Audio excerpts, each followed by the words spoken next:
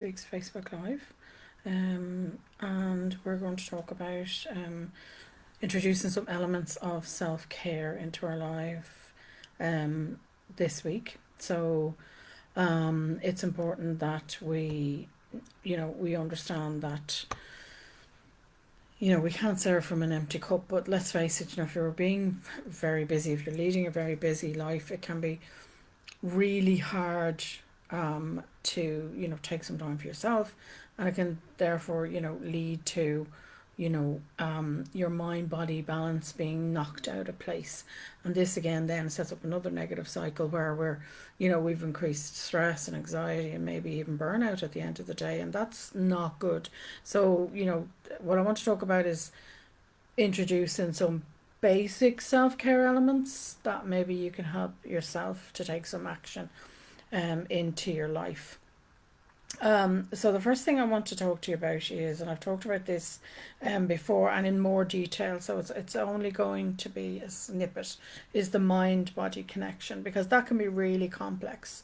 It's very influential, like the body and the mind influencing one another, and it does so in more ways than we think. We tend to think it's all coming from up here, when in fact an awful lot of it's coming from down here. And it's vital that we treat our physical health and our mental health equally, because we are holistic beings, and this is really, really vital. So it's one reason why I wrote my book, The Building Blocks of Self Care. Was I realized myself that if I didn't have a basic self care plan in place, if I didn't look after myself, then my stress levels were going to continue to rise and rise and rise, and eventually I would burn out. So it wasn't very good. So this is one of the reasons why I harp on about self care and it being your foundation for the house that is you, and this can help you keep on track. It can keep you on an even keel, and we want to have more balance in our life, and it's important. It really is important. I think it was one thing that the pandemic has taught us, is that we need to be more balanced, and we need to review how we look at that. Instead of saying work life balance, it should really be life work balance. So having a good basic self-care routine is your foundation, as I said, and this is going to help you with your mental and physical health, to keep it in better shape. And if you're already reaching your breaking point with your stress and your anxiety, a lack of sleep, and whatever, negative thinking, whatever it is, then having some basic self-care activities in your life is going to help recenter you. And I'm going to talk about making three basic suggestions that you can use. That these would be three habits that you can introduce that are going to be into your routine, that become automatic habits for you to do. And as I always say, start small, start very small. So the first point I'm actually going to make is about resetting on high stress days. So when you find yourself, it is you're stressed or you're highly anxious that day, things, negative thinking maybe is getting in the way. You have got the ability to use these three things as a collapse point. This is as far as I'm going to go. This is my collapse point. And this is your ability to reset, your ability to cope by having this collapse point. And the collapse point comes from three suggestions I'm going to outline, but they're the bare minimum. This is what a collapse point is. It's the bare minimum that you're going to do for yourself every day and every week to keep yourself physically and mentally in balance. So even doing something small every day is a lot better than doing absolutely nothing. And it's also going to cut that negative critic or the nagging voice in your head that says you really should be doing something. It cuts out the should be doing this, I should be doing that, or I could be doing this and I could be doing that. It cuts that down because you're actually doing something. You're taking action. So this is your collapse point. This is what I would consider the bare minimum that you should be doing. So it's the three things I'm going to talk about, and this is your collapse point, your bare minimum, and this helps you reset, reset when you've been having a particularly stressful time, and a particularly, or anxious time, or your negative, your negative thinking is getting out of the way. It's kind of going, stop. I need to, get off the roundabout here and just go back to basics. If you want more basics, check out my book, because I have 12 in there, and they're step by step. They build on one another. They're quite good. So, getting on to our main points, main three points this morning, or this afternoon, sorry, and the 3 points I think are important for your collapse point is, number one is get enough sleep. Make sure that you are prioritizing your sleep. If nothing else, and you can do nothing else for yourself, prioritize your sleep, because we know, and I've talked about sleep before, in great detail, but sleep affects so much more in our life. It's like a domino effect. It affects our mood, our brain function, our physical well-being, our mental health. It increases our risks of physical and mental health conditions, such as stroke, heart attacks, diabetes, endocrine problems, stress. Increases your anger, increases your sugar cravings, your caffeine cravings, decreases your concentration. So you really do need to make it a priority. If nothing else, just say, yes, for the next month, I'm going to make sleep my priority. I need to be getting between 7 and 9 hours of sleep a night. You can but try. Okay, sometimes it's more difficult, and depending on where you are in your life and the stages you're at and where your kids are at too, can impact whether you get that 7 to 9 hours of solid sleep or not. But please consider looking up my original blog and video on this, because I do give you 11 tips that will help you get that. Concentrate on sleep and making it a priority. So 2 points I'd say here about this is, look at your sleep environment. What's it like? Look around you, go into your bedroom and have a look, and is it conducive for sleep? And then stick into a regular sleep routine, even on the weekend. We think we can catch up with sleep on weekend. No, that won't work. It doesn't work. It actually only sets you up for another negative cycle. It's the same way with the sugar, because we increase our sugar cravings and we reach for the caffeine when we haven't had enough sleep. That sets you up for a negative cycle in terms of your sleep. So you're perpetuating in a negative cycle with those 3. So have a look at them. Do check that video out, and do check out, I give you 11 tips, and just try for a month to make it, one automatic habit that you are going to prioritize your sleep. You're going to get that in as a solid foundation and go, yes, my sleep is important to me, and these are the steps I'm going to take to do it. Make a commitment to yourself. And that's what this is about.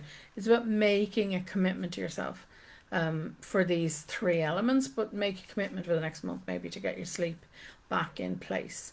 Number 2 would be, make sure you're eating a balanced diet. Usual suspect, I know, but we need to eat at least 3 healthy meals a day, or we try to. Because this is a must for keeping us not only mentally supported, but physically supported, because as I've said, that brain gut connection is complex, and what's going on down here will very much affect up here, and very much affect your mental health, and vice versa. So it's important that you do it. And again, if you're not getting the sleep, so that's why I say to you, try and make sleep a priority as a number 1. If you're not getting enough rest, you are going to crave the sugar and the caffeine.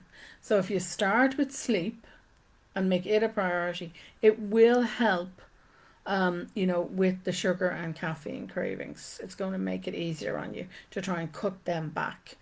And we have to be realistic here. So, introducing even just 1 healthy meal a day, or if you haven't been eating lunch, eat lunch.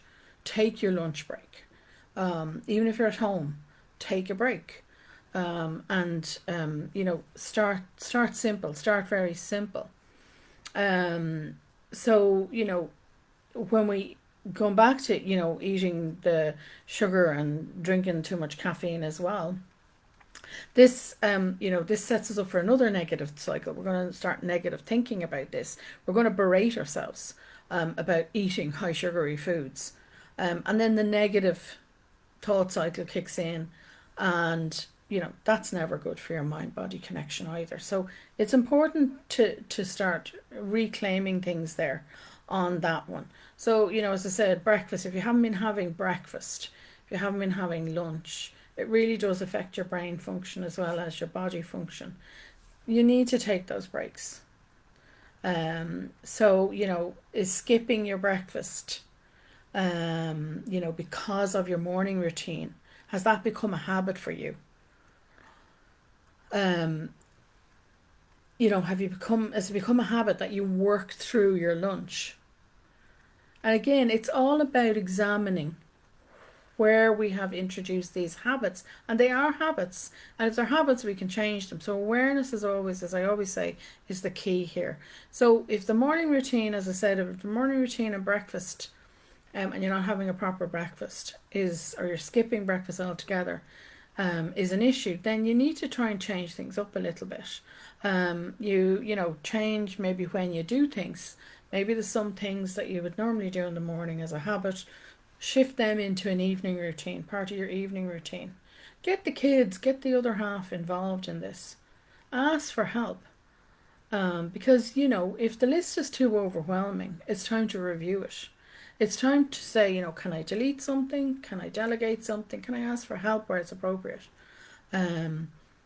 And I've talked about, changing up your morning and evening routines to help balance your day out a bit better.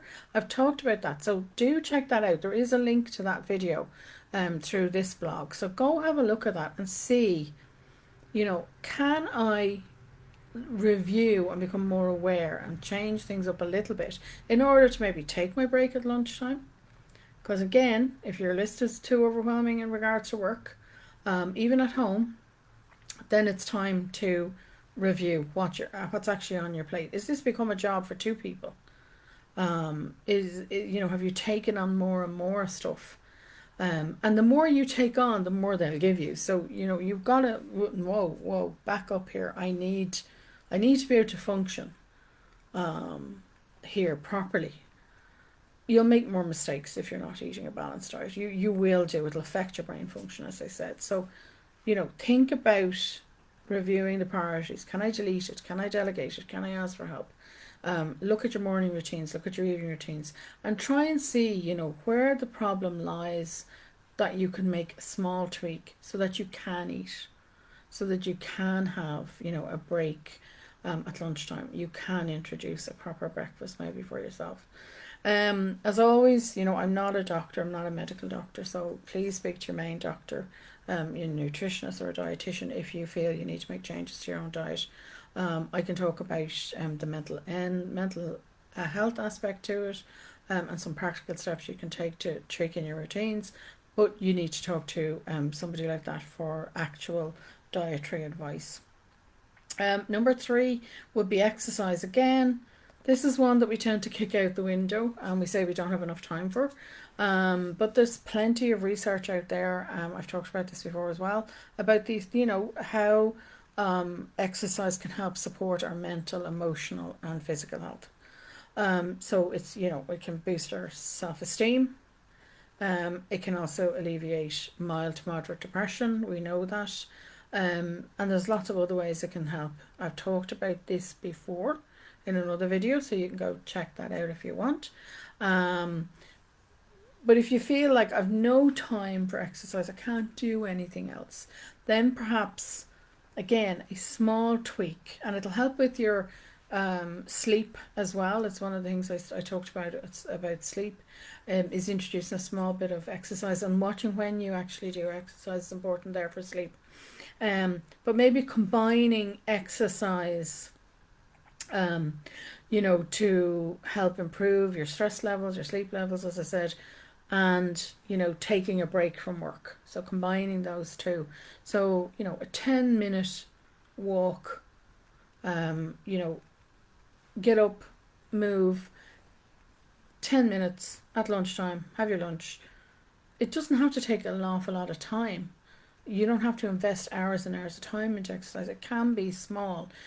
I know they say 20-30 minutes a day, 5 days a week, but it could be 10 minute walking breaks that gives you, over the course of the day, that gives you your 30 minutes a day, 5 days a week. So 10 minutes 10 minutes walk at lunchtime will give you 10 minutes of that, 30 minutes. And you're not going to go from couch to 5K in a day.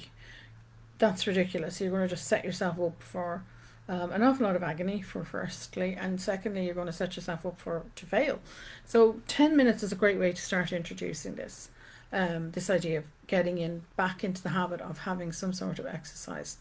It also helps with that nagging, that negative talk I was talking about earlier. That nagging, so I should be doing some sort of exercise. Then you go to visit your doctor. Well, are you doing any sort of exercise? Well, you really should. That conversation now stops. The conversation in your head now stops because you're actually doing something. You're taking action. You're doing 10 minutes of walking, even at lunchtime. You can break it up. Break it up, as I said. Now, one more thing I would say to you is about breaks. We need to work in shorter batches. Okay, we need to take a small break between working on one thing or similar things that are connected, and then give ourselves about 5 minutes to allow our brain to switch over to do the next task at hand. So that's an ideal time to get up and walk around as well. Get up and move. It'll help with your stress. It's going to help with your anxiety because you're using up that excess stress hormones, the fight, flight, or fright, that we put ourselves in. So it's a good way to do that. And the second thing it helps with is if you're constantly, particularly if you're sitting at a desk or even if you're sitting at a checkout, somewhere that you're constantly sitting, it's a job where you sit a lot, we can start to get very hunched over. And when we hunch over, even when we put our chin starts to go down just even down onto our chest like this, we can inadvertently put our body into the freeze or fright mode. And this is sending an unconscious signal to your brain that you're not safe. And then your anxiety levels rise as a result. So this isn't good for your mental and physical health long term because you're constantly putting yourself into this. Inadvertently, you're doing it. It's subconscious. It's a habit. So if you can remember to, get up even and do those, short batches of work, 20 to 30 minutes, if you can. It's not always possible, I know.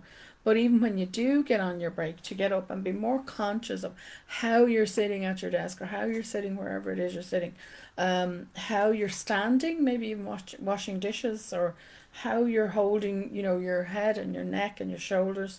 It can help realign yourself. So think about that. Think about doing that as part of your habit. And when you're getting up and you're getting moving, as I said, you're getting like 5 minutes of a walk in. You're getting 5 minutes here and 5 minutes there. It does build up to your exercise plan that you want to increase. It'll increase your steps. And I have a step watch here that tracks my steps. They're great. They do make you more aware of how much you're sitting and you're not moving. So have a think about that. Sometimes we don't think about that. Other ideas around exercise maybe is,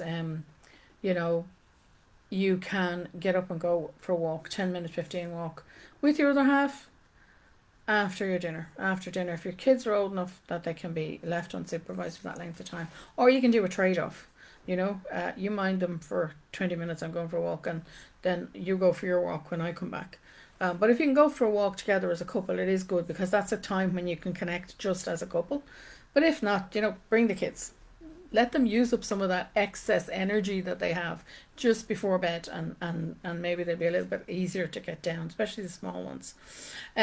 So this is all about creating balance, more balance in your life. So don't try and introduce everything at once. It's not going to work.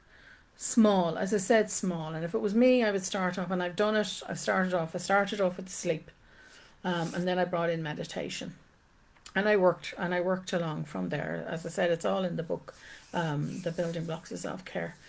So only introduce one habit of it at a time, so that you don't feel overwhelmed and you don't quit. So that's it for this week. I hope you find this helpful. As always, I'm very happy to answer any questions. I'm more than happy. So if you want a question, pop it in there. You can send me, private messages if you want to, through Facebook, on Messenger and that. People do that. I'm more than happy to answer the question. I leave it there. And I will talk to you all again next week, and then I think next week might be the last week. I'm taking a break. We're coming up to the end of July. I'm going to take a break for a couple of weeks in August. So stay safe, look after yourself, and mind your mental health.